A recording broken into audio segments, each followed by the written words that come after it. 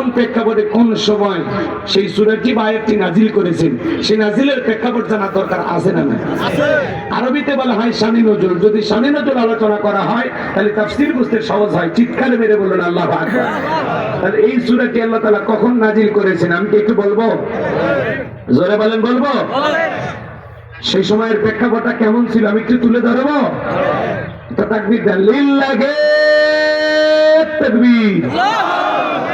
আমার ভাইয়েরা, বিশ্বনবীর প্রিয় সাহাবী হযরত আনাস রাদিয়াল্লাহু তাআলা বলেন, আমি তাকায় দেখি নবীজি কাবার হাতিমে হেলান দিয়ে বসা। নবীজির মনটা ভীষণ খারাপ, মুখের কোণা দিয়া অশ্রু ঝরতেছে। হযরত আনাস দেখে বলেন, কিছুটা সময় অতিবাহিত হয়ে যাওয়ার পরে আমি তাকায় দেখি নবীজি আমার মুস্কি মুস্কি হাসতেছেন। বলুন সুবহানাল্লাহ।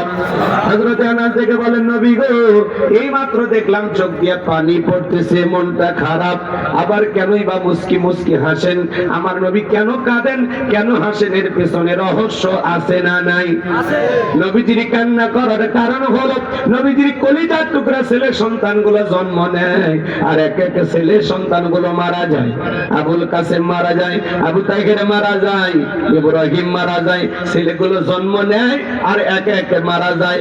তাহলে বলেন তো বাজান, বাবা হিসাবে নবীর মনেও কষ্ট লাগে কি না? একে তো সন্তান হারানোর ব্যথা, অন্যদিকে নবীজির কাছের চাচা নাম হলো আবু লাহাব।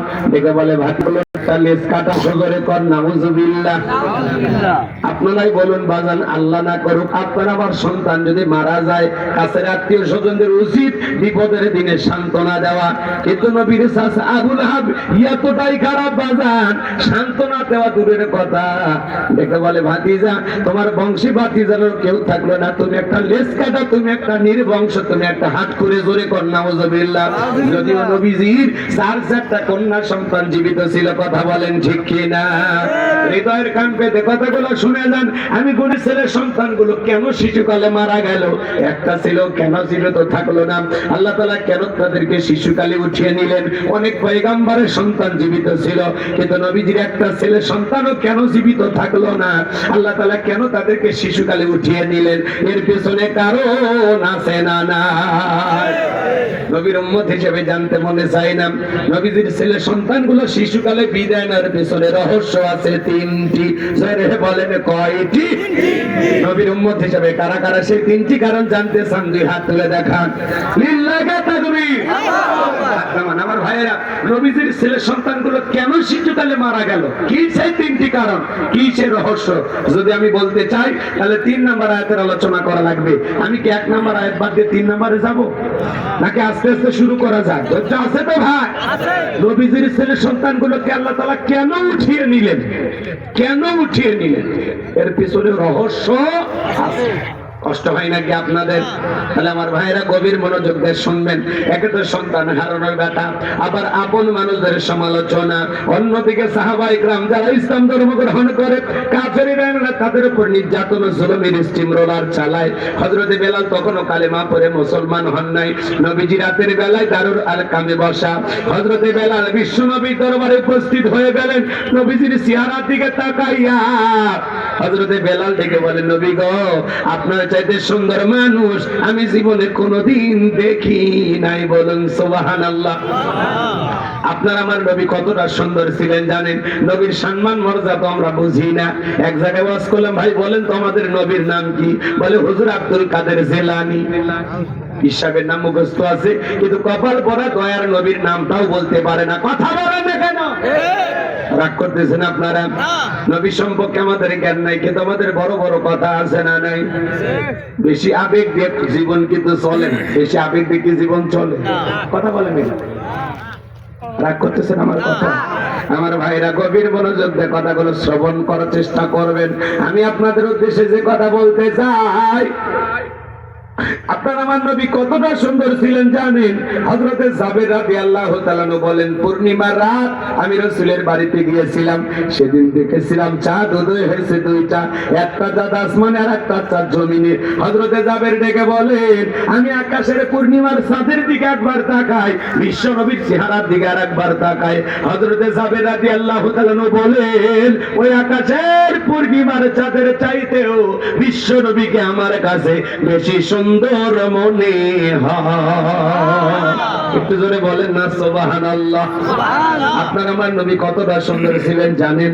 আম্মা জান আয়েশা ডেকে বলেন, যারা ইউসুফ নবীর চেহারার দিকে তাকাইয়া ফলকার থেকে আঙ্গুল কেটে ফেলে দিয়েছিল, ওই মিশরের নারীরা যদি একবার বিশ্ব নবীর চেহারার দিকে তাকাইতো, শুধুমাত্র আঙ্গুল নয়, আঙ্গুল কাটতে কাটতে হাত কাটতে কাটতে কখন যে নিজের কলিজা কেটে তুফাক করে দিত, মুহূর্তের জন্য টের পাইতো না।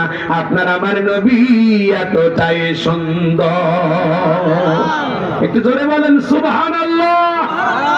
আম্মা জান আয়েশা আরো বলেন, ও দুনিয়ার মানুষ, তোমাদের একটা সূর্য আছে, আমি আয়েশার একটা সূর্য আছে। তোমাদের সূর্য উদয় হয় দিনের বেলায়, সূর্য উদয় হয় রাতের বেলায়। আম্মা জান আয়েশা একদিন সেলাইয়ের কাজ করতেছিলেন, হাত থেকে সুইটা পড়ে গেল, বাতিতে কোনো তেল ছিল না, বাতি জ্বালাইতে পারলেন না, বেকায় বৈশা থাকলেন। আমার ভাইয়েরা, বিশ্বনবী যখন এশার সালাত আদায় করার পরে ঘরের ভেতরে প্রবেশ করলেন, নবীজি আমার ঘরে প্রবেশ করে সর্বপ্রথম আম্মা জান আয়েশাকে সালাম দিলেন। নবী ঘরে ঢুকে স্ত্রীকে কি দিলেন? একটু জোরে বলেন। সালাম দিলেন। সালাম আছে যেখানে শান্তি আছে, সালাম আছে যেখানে সমাধান আছে। তাহলে মুসলমান হিসাবে, নবীর উম্মত হিসাবে আপনি আমি যখন বাড়িতে প্রবেশ করব, স্ত্রীকেও সালাম দেওয়া দরকার আছে না? না। বাড়িতে যে বউকে সালাম দিবেন, আসসালামু আলাইকুম রহিমা, কেমন আছো সোনা? ঘরে দরজাটা খোলো না, আমি তোমার লিটনের বাপ, তোমার দিওয়ানা। বউ খুশি হয়ে দরজা খুলবে। এটা আমাদের ব্যবহার এত মিষ্টি না। দরজায় চিৎকার মারি ডাকবে, এ রুবেলের মারে, এ দরজা খোল। বেশি দেরি হলে দরজা ভাঙে ফেলে দে, তোর পিঠের উপর আজ কি যে হবে রে। ভিতর থেকে বউ বলে দে, স্বামী না সেকেন্ড আজরাইল। কথা কয় না কেন? অনেকে বলে, হুজুর বউকে সালাম দিদিকে শরম লাগে। আমি বলে, তুমি বিয়ে করছো কি? কোন হুজুর, 3 সন্তানের বাপ আমি। আমি তখন বলে, স্ত্রী সব আসার একটা দোয়া আছে, তুমি কি জানো? হুজুর ওটা দোয়া পড়ার টাইম। কথা কয় না। বউকে সালাম দিতে শরম লাগে, আর এদিকে বইয়ের বাচ্চা হয়ে যায়। তোমার শরম যদি এতই বেশি হইতো, তোমার বইয়ের তো বাচ্চা হওয়ারই কথা না। কথা কন। বউকে সালাম দিতে শরম লাগে না? শরম না শয়তানি। ভালো হয়ে যান। স্বামী স্ত্রীর মধ্যে সালাম আদার প্রদান হলে একে অপরের প্রতি শ্রদ্ধা, ভক্তি, বিশ্বাস, ভালোবাসা বেড়ে যায়। কথা কন। প্রথমে বাড়িতে যে বউকে সালাম দিবেন, লোকজন যদি না থাকে বইয়ের হাত ধরে মুসাফা, এ যুবক কার হাত? কথা কয় না গো, একটু জোরে বলেন ভাই, কার হাত? বইয়ের হাত। পাশের বাড়ির ভাবির হাত না ধরলে ঝাঁটা দিয়ে পিটাবে। বইয়ের হাত ধরে মুসাফা করবে। একেবারে যদি ময়দান ফাঁকা থাকে, কোলাকুলি সেরে নেবে। দাম্পত্য জীবনে যে সুখ আর শান্তি পেতে চান, ওই যে এক ভাই শোনেন না, আপনি কি দাম্পত্য জীবনে অসুখী? জীবনে যদি সুখ পেতে চান, নবীজির 4টি সুন্নত আমল করা লাগবে। জোরে বলেন কয়টি? 4টি সুন্নত যদি আপনারা দাম্পত্য জীবনে আমল করতে পারেন, মৃত্যু পর্যন্ত সম্পর্ক টিকে থাকার গ্যারান্টি। জীবনে কোনোদিন সম্পর্ক ভাঙবে না, বিচ্ছেদ হবে না। কারা কারা এই 4টা সুন্নত বাস্তব জীবনে আমল করতেছেন হাত তুলে দেখা। শুনবেন এই 4টা সুন্নত কি কি শুনবেন? তার মানে বোঝা যায় সমস্যা আছে। রাগ করতেছেন। সংসার জীবনে আমাদের সুখ নাই, খালি জ্বালা আর জ্বালা। জীবনটা হয়ে গেল কালা। ঘরে যদি সুখ না থাকে ভাই, দুনিয়ার কোন জায়গায় সুখ পাওয়া যায়? কথা কয় না গো। বাড়িতে ঢুকলেন, সেদিন তমুকের গাছের কলা চুরি করলেন। কথা বোঝেন নাই? ঘরে একটু স্ত্রীকে সালাম দিলেন। স্ত্রীকে সালাম দিলে স্বামীর সম্মান কমে না। যে প্রথমে সালাম দেয় তার অহংকার থাকলে, ছোট ছোট শিশুদেরকে সালাম দিলে, 2-4 দিন দিলে, পরশু দিন দেখা হলো ওই শিশু আপনারই সালাম দিবে। কথা কয় না? চেনা অচেনা নাই, রাস্তাঘাটে যত মানুষের সাথে দেখা হবে সালাম দেবে। কথা কয় না? পারবেন না? সালামের ব্যাপক প্রচার প্রসার করবে। সারাদিনে যদি 2000 মানুষের সাথে দেখা হয়, 2000টা সালাম দেবে। কথা কয় না গো? কি দালমানিয়াতে মানুষ, ঠিক আছে, কোনো অহংকার নেই। আমি এলাকার হাজি 5 লাখ টাকা খরচ করে হজ করে যাচ্ছি, আমি কে সালাম দেব?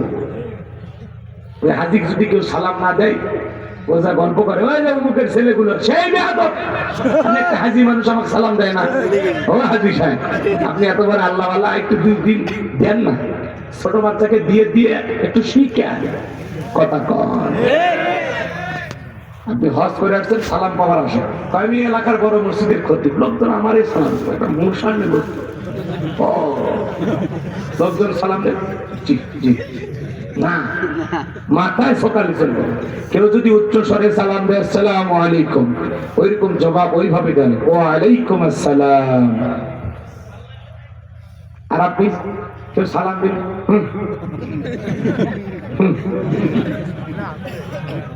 ও হুজুরেরা বেশি খারাপ, কি কয় না কোন হুজুর?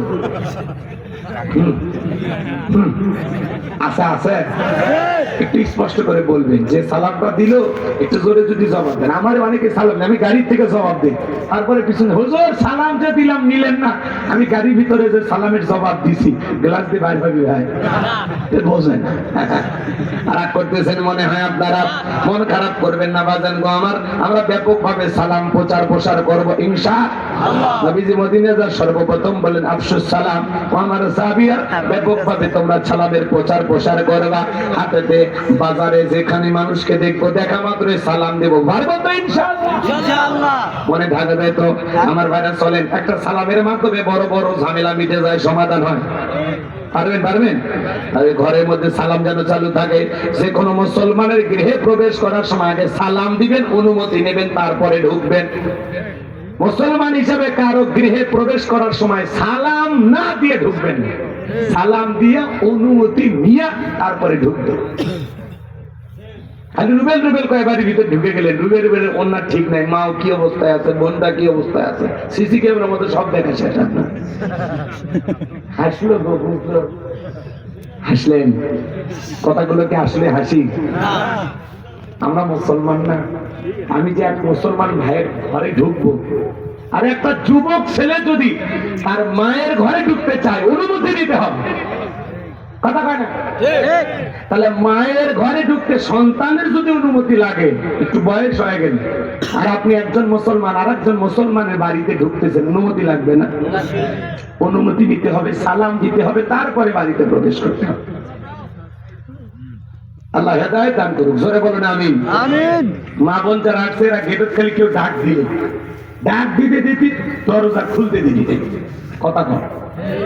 আগেকার দাদি নানিরা পুরুষের কণ্ঠের আওয়াজ পেলে ঘরে কোনায় লুকেছে, আর এখনকার ডিজিটাল মা বোনেরা পুরুষ এসে যদি খালি গলা খাকর দিয়ে একবার দরজায় ডাক দেয়, গেট খুলিয়ে গল্প করে, আসেন ভাই বাসার কাছে আসছেন, বাসা তো আমার ইচ্ছা, কি বলবেন, আসেন বসেন, আমি কিন্তু খুব ভালো চা বানাইতে পারি, এক কাপ চা না খেয়ে তো আমি ছেড়ে দেবো না। এমন কায়দায় চায়ের বিস্কুটের অফার দেয়, মনে হয় মায়ের পেটের ভাই। বলেন তো দেখা করা কি জায়েজ আছে?